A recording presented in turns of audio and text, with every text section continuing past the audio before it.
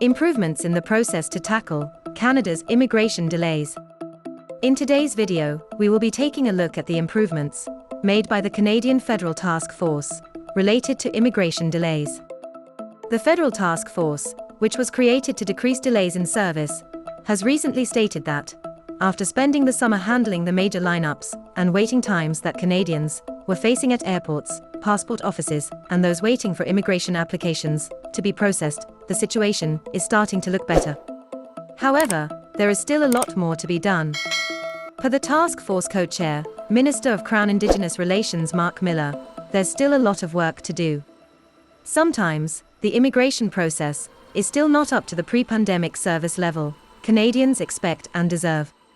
While providing an update on the progress made so far, the government confirmed the improvements made, which include hiring 700 new employees for passport offices, reducing wait times for passport call center, arranging more passport pickup services and triage measures, employing 1,800 more security screening officers at airports, reducing flight delays, cancellations, and issues related to baggage, and recruiting 1,250 new staff to handle the backlog and speed up the processing of immigration applications.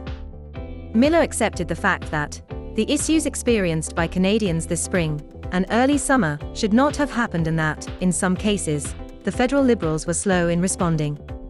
In evaluating what was the cause of this service delivery crisis, Task Force Co-Chair, Minister for Women and Gender Equality and Youth, Marcy Iron, stated that it was due to higher demands that far exceeded the federal government's ability to respond. She added that this crisis is being experienced in other countries as well. Iron mentioned an unparalleled rise in Canadians traveling, the effects of having to adjust to international travel restrictions and closing of borders, and the government's reduced processing ability during the pandemic as the factors that contributed to the situation worsening. Task Force Co-Chair Marc Miller stated that the government is not looking to blame anyone, whether it's the airlines or other unforeseen global events, like the war in Ukraine putting a strain on government service demands, because most of the responsibility does lie on the Canadian government's shoulders.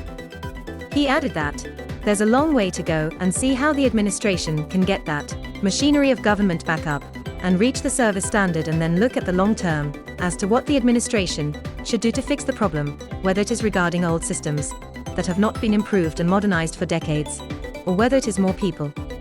He said that these measures had been taken over the summer to speed up adjustments so people could get their passports faster, but there is uncertainty about whether that's the most practical way to provide a more systemic cure and break down the government's silos.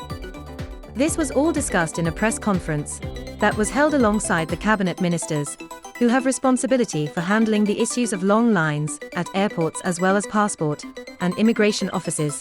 Kaina Gould, Minister of Families, Children and Social Development, who is responsible for Service Canada, Omar Alghabra, Minister of Transport, Sean Fraser, Minister of Immigration, Refugees and Citizenship, and Marco Mendicino, Minister of Public Safety. All the ministers talked about the statistics and put light on how the situation is improving. The ministers said they would continue to work and see how they could further improve Canadians' access to these essential government services. While talking about the backlog and additional measures, the immigration minister stated that they are aware that the wait times are very long, and in many cases, they are required to address it and bring back the service standard that their customers, Canada's future students, workers, permanent residents and citizens deserve and expect. While answering the question about when Canadians can expect passport processing times to return to what they were pre-pandemic, Gould said those who have travel plans within 45 days and go to a passport office would get their passport within 10 days, except for any specific security or other complications. She added that the complications remain more with the mail-in application system, usually because these submissions don't have a clear upcoming travel date. She further added that they are making significant progress and hope to be back to usual service standards by this fall. Prime Minister Justin Trudeau, in late June, announced the founding of this task force, a committee of 10 cabinet ministers, declaring the wait times as unacceptable and the delays Canadians have been facing with passport and immigration applications. The Prime Minister gave the group the task of evaluating service delivery, identifying deficiencies and areas that need improvement, and making suggestions to enhance the quality and capability of government services.